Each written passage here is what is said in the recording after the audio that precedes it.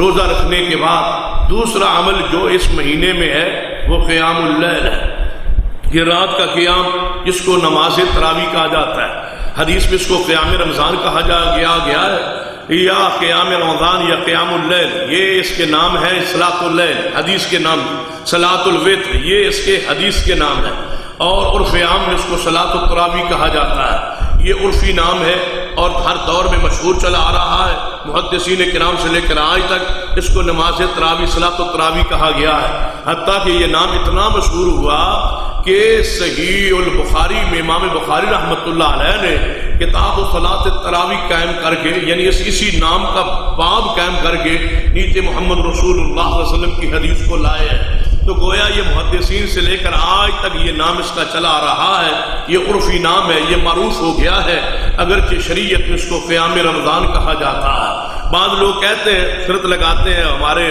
خاص کر علاقوں میں کہ آپ نماز تراویح کا حدیث میں کہیں ذکر دکھا دیں جہاں تراویح کا لفظ ہو حدیث میں۔ یہ ایسے ہی ہے جیسے کوئی بندہ کہے کہ ہمارے ملک میں عصر کی نماز کو کیا کہا جاتا ہے؟ دیگر، اور کوئی بندہ شرط لگا دے کہ میں دیگر نہیں پڑھتا کیونکہ حدیث میں دیگر کا ذکر نہیں ہے۔ تو اللہ کے بندے حدیث میں تو عصر کا ہی ذکر ہوگا، اسی طرح حدیث میں قیام رمضان کا ذکر ہے، اس کو عرف میں صلاۃ التراویح کہا جاتا ہے۔ سرور کائنات محمد رسول اللہ صلی اللہ علیہ وسلم فرماتے ہیں من قام رمضان ایمانا واحتسابا غفر له ما تقدم من ذنبه، جس شخص نے رمضان المبارک میں قیام کیا، رمضان المبارک کی راتوں میں قیام کیا ایمان اور احتساب۔ جب رمضان المبارک کے روزوں کا ذکر آیا تو اسی طرح کے الفاظ روزوں کے بارے میں بھی، من صام رمضان ایمانا واحتسابا غفر له ما تقدم من ذنبه، من قام رمضان ایمانا واحتسابا غفر له ما تقدم من ذنبه۔ تیسری حدیث ہے من قام لیلۃ القدر ایمانا واحتسابا غفر له ما تقدم من ذنبه۔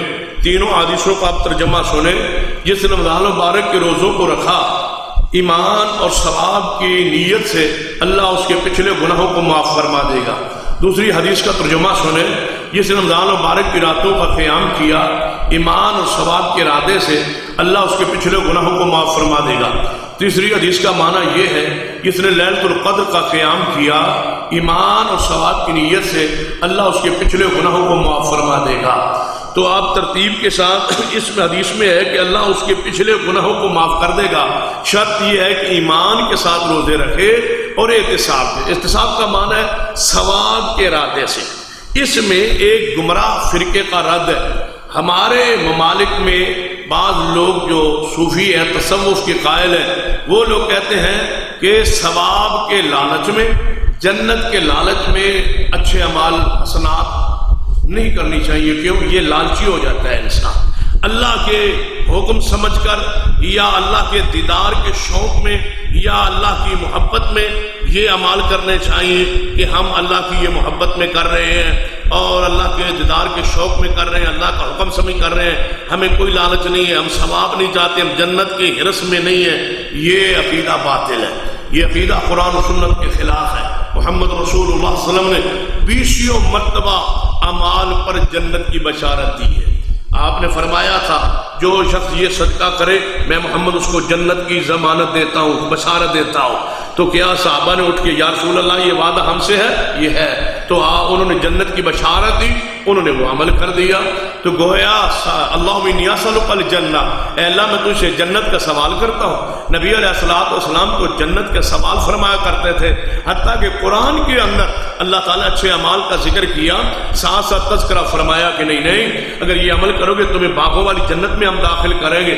جب اللہ تعالیٰ خود بیان فرماتا ہے اور رسول اللہ صلی اللہ علیہ وسلم نے اسے اس باطل فرقے کا ایسا حدیث میں رد ہے جو یہ کہتے ہیں کہ ثواب کا لالچ سے انسان لالچی ہو جاتا ہے، اے جناب اور جنت کے لالچ میں عمل نہیں کرنا چاہیے، یہ بات غلط ہے، یہ محدثین کے منہج اور فہم کے خلاف ہے یہ چیز، یہ باطل سوچ ہے، باطل نظریہ ہے، اور اسی وجہ سے وہ کہتے ہیں کہ یہ سجدے، یہ رکوع، یہ قیام، یہ ان سے کوئی زیادہ ضرورت نہیں ہے، بس اللہ کی محبت ہو دل میں ہو اور دل کو مار لیا جائے اور ہو کر لیا جائے تو اللہ راضی ہو جاتا ہے، ضروری نہیں ہے اس کے لیے یہ سارے اعمال کرے۔ یہ بندہ آہستہ آہستہ گمراہی میں ترقی کرتا جاتا ہے، بڑھتا جاتا ہے۔ یہ مختلف صورتیں ہیں تصوف کی جن کا ذکر کرنے کا موقع نہیں ہے، اشارہ یہ میں نے آپ کے سامنے کر دیا ہے کہ ثواب کے لالچ میں، طمع میں، اور جناب جنت کے ملنے کی طمع اور لالچ و حرص میں عبادت کرنا، یہ صحابہ کرام کا طریقہ ہے، یہ محدثین کا منہج ہے۔ اس کے حوالے سے جتنی بھی گمراہیاں ہیں وہ گمراہ فرقوں میں موجود ہیں، لیکن اہل سنت اہل حق اس سے مبرہ ہیں، اس سے برات کا اعلان کرتے ہیں کہ ہم ثواب، نبی علیہ السلام ایمان و احتسابا، جو ایمان کے ساتھ ثواب کی امید رکھ کے، اور یاد رکھیں ایک مسئلہ ذہن میں بٹھا لیں کہ ہم جب قرآن کی آیات اور حدیث کو پڑھتے ہیں تو اس میں بشارت ہوتی ہے، خبر ہوتی ہے، لیکن ہمارا وہ کامل ایمان نہیں ہوتا، ان خبروں پر یقین نہیں ہوتا۔ اگر اللہ کا قسم کامل یقین ہو جائے تو پھر جا کے بندہ اس مرتبے اس مقام کو پا لیتا ہے۔